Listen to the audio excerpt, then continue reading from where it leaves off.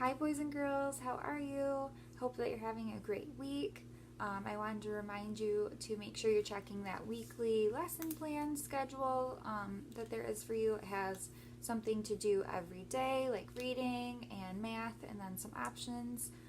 Just make sure you're doing those things, and then check in on that check-in link so Mrs. Demand can kind of see what you're up to and keep track of it. Another thing I wanted to let you all know is, as you know, I go to SVSU. I'm in college to be a teacher, and that's why I was in the class with you all. I was learning from Mrs. Demand how to be a really good teacher, and I definitely learned a lot. And I just wanted to let you guys know I passed my class, which means I'm graduating and can officially become a teacher. So I wanted to thank you. I could not have asked for a better class. You were all so wonderful. I'm really bummed I can't say thank you and goodbye in person, but just know I'm very thankful, and you guys were a great class, and I learned so much. So thank you, and now I get to be a teacher, so it's awesome. Okay, so today we are going to be reading Fables again. So in the last video, we read some fables from this book. And if you don't remember, fables are short stories that have kind of a moral to the story, a theme that they're trying to get across. And they're very short stories, like one or less pages. And these fables are very common. We've heard many of them before.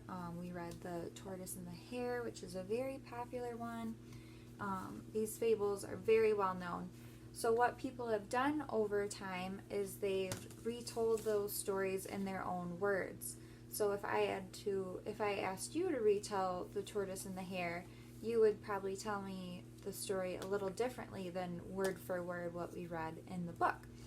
So people kind of do their own interpretation. So this is the book we read, and then there is this one, which has the same exact stories but a different author. So it's the same stories, they just wrote it in their own words. So we're going to look at some more fables today, and we can kind of compare and contrast and see the differences, maybe similarities that the stories have between the two different authors. And I think this book is very cool because it opens this way. Opens up and down, which is pretty fun. So, and our first story is going to be one that we read in the last video as well. So we can kind of compare the stories by different authors. Okay, it is The Lion and the Mouse. It says, a lion was lying asleep and was woken up by a little mouse running over his face. Losing his temper, the lion seized it with his paw and was about to kill it. Terrified, the tiny mouse begged for his life. If you let me go, one day I will repay you for your kindness. The lion was amused at the idea that so small a creature could be of help to him, and with a laugh he let him go. But the mouse's chance came, after all. Some time later, the lion was caught in a net by hunters. The mouse heard and recognized his roars of anger and ran to the spot. Gnawing the rope with his teeth, the mouse managed to set the lion free. There, said the mouse. You laughed at me when I promised to repay you, but now you see, even a tiny mouse can help a lion. So if we're comparing that to the last one, maybe you can think of some ideas how they're similar or different. I definitely noticed the last line was very similar to the line of the other story, which was that even a tiny mouse can help a lion. But it was kind of written in different words. There's the picture. This book actually has pictures. Interesting. All right, and then let's read. This one is called The Kid and the Wolf. So if you're looking at the picture, and this is the kid and this is the wolf, we can see that the kid is a goat. Alright, so when we're reading this, keep in mind that when it says the kid, it's talking about a goat. A kid returning from pasture was chased by a wolf. As he was unable to escape, he turned around and asked, "I know, Mr. Wolf, that you are going to eat me, but I would like to ask you for a favor before you do. Please play a tune for me to dance to." Thinking some music before dinner would be nice, the wolf agreed. But while he was playing and the kid was dancing, some hounds who had heard the sound ran up and gave chase to Mr. Wolf. As he ran away, he called back to the kid, "This is just what I deserve. I am a hunter, and I should never have stopped to play a tune to please you." All right. So the moral of this story doesn't jump out quite as much as the morals in the other book did. If you read the last sentence again, which is supposed to be the moral, I should never have stopped to play a tune to please you. Interesting.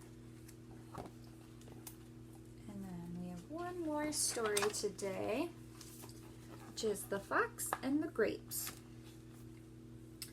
One hot day, a fox found a bunch of grapes hanging overhead, which looked all ready to be picked. "Just the thing to quench my thirst," he thought. Drawing back, he took a run and jumped as high as he could, but he couldn't reach the grapes. Turning around with a 1, 2, 3, once more he jumped up, but they were still out of reach. Again and again he tried. Giving up at last, he walked away with his nose in the air, saying, "I am sure those grapes would have been quite sour." That's the story. The picture. So I am sure those grapes would have been quite sour.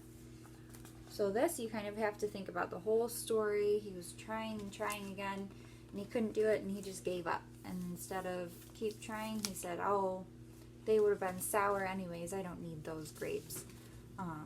So there's many fables, which are little short stories with a theme, and some of them pop right out. Like the first book, the themes kind of popped right out. They made them very clear. And then the second book, we kind of have to think about it more. It doesn't give us just the moral right at the end.